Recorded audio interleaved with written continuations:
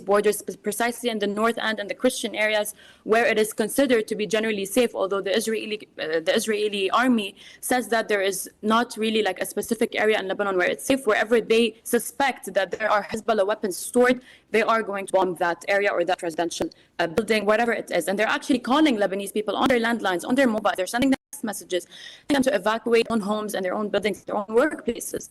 So really, it's we can never know anything. We can never really like predict what's going to happen, and that is the scary element. It's more like a psychological war before it's an actual, bombing war. Yeah, so yesterday I heard that people received messages on their cell phones. Some even got phone calls saying, vacate, leave where you are and go somewhere safe. Still happening today.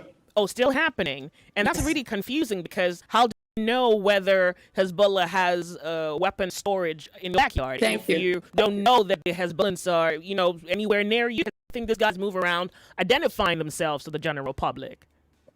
Of course. And the Israelis know that. Not all the Lebanese people know that. When you're talking about one of the most powerful, intelligence forces in the world, I'm pretty sure that they know that. Not all Lebanese have an idea of what. Yesterday, a rocket was, I think it accidentally fell or non-accident. I'm not really sure, but it fell in a Christian area. What does that have to do with? So you can never know what area is safe and what area is not safe in Lebanon because they are widespread across the country, unfortunately. Okay, so Israel. And, yeah. Okay, so Israel has accused Iran of being the puppet master. What role is Iran playing in all of this? Iran is basically like it funds Hezbollah. It has been funding Hezbollah for the past decade or so. So I think that is the correlation Israel draws. They consider that Iran is, the main player when it comes to Hezbollah's strength and force in Lebanon and in the region also.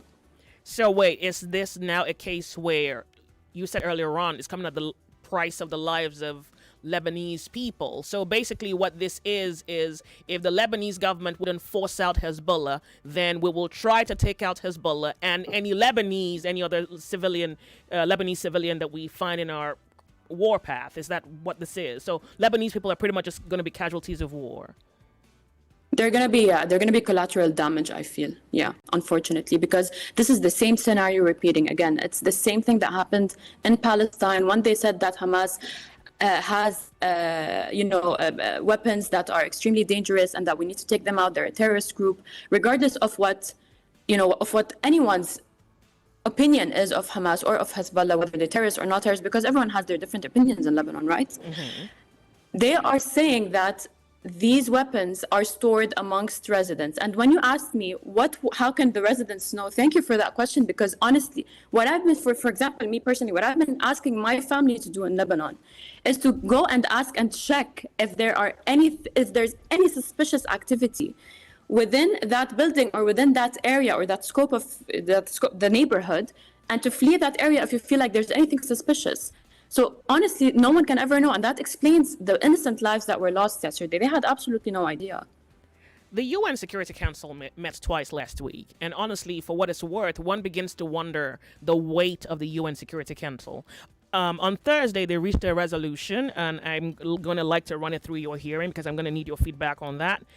They say that they've given Israel 1 year to vacate Gaza, for example, and I guess a number of the resolutions include set a deadline for Israel to end its illegal occupation of the Palestinian territory. Resolution calls for Israel to comply with the international law and withdraw its military forces, immediately cease all new settlement activities, evacuate all settlers from the occupied land, and dismantle parts of the separation wall it constructed inside the occupied West Bank.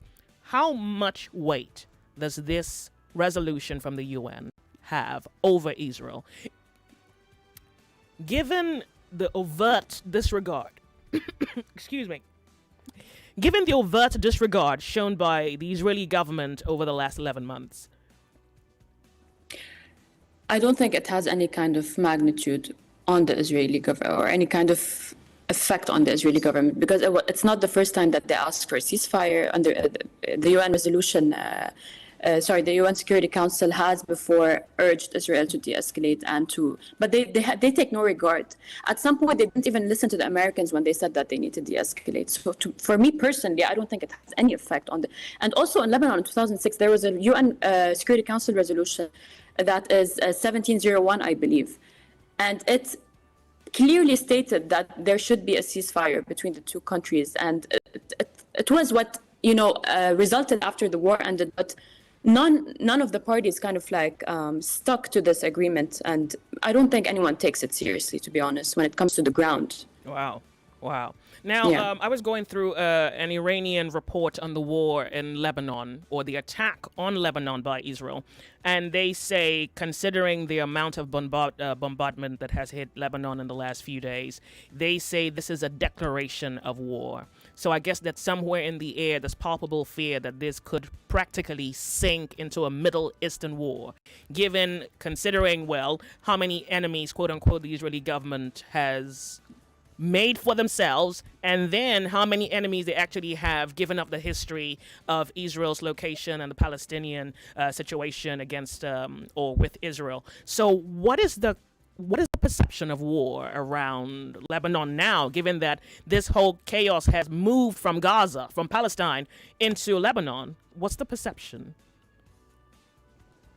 Sorry, could you clarify? Do you mean what is the perception on the Iran stance on this war? Well, so Iran is saying that Lebanon's been bombarded terribly in the last 1 week, and they say, given their aggression on the side of Israel, they declare that this is war. So I'm wondering whether the Lebanese people have any perception of war, given the fact that this has happened consistently. In fact, at a pace at which I think the number of dead people are probably inaccurate or underreported.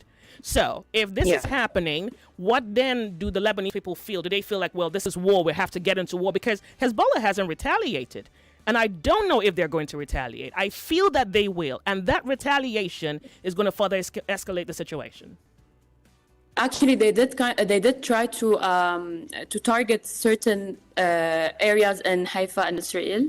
But as from what I read, it was intercepted. But anyway, I think the Lebanese people do have a widespread fear of a widespread war happening in terms of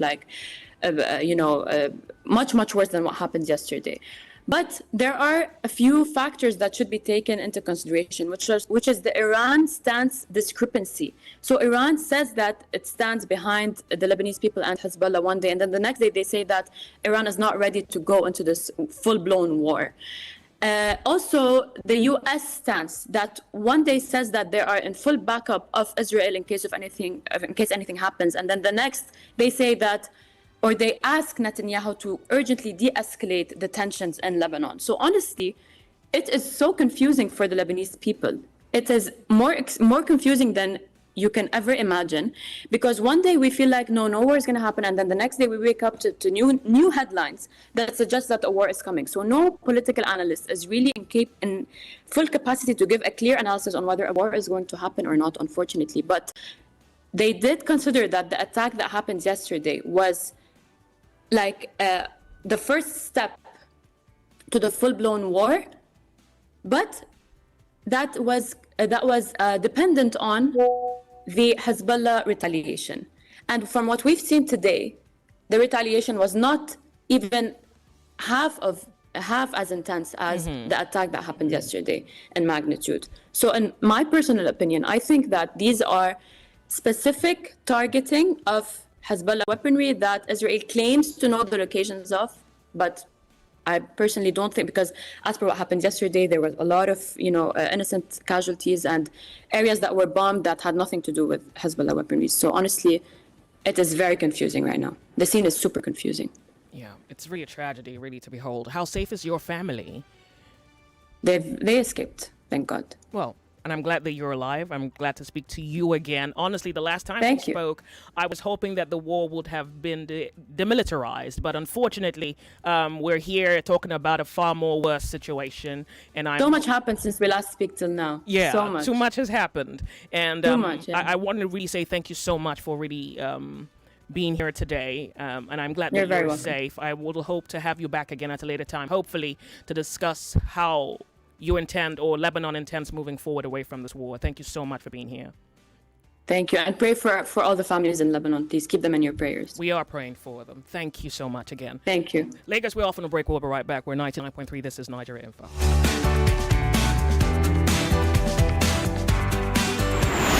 We're like gold diggers, tunneling through the mishaps and the handicaps. I don't know what to cook for them. I don't know what to give them to eat. That is the issue at hand as I speak right now. 99.3 Nigeria Info. We are more than just radio. Subscribe to our YouTube channel at Nigeria Info FM. Check us out on Facebook at Nigeria Info 99.3. Follow us on Twitter at Nigeria Info FM and on Instagram at Nigeria Info FM Lagos for live updates as it happens. 99.3 Nigeria Info. Let's talk.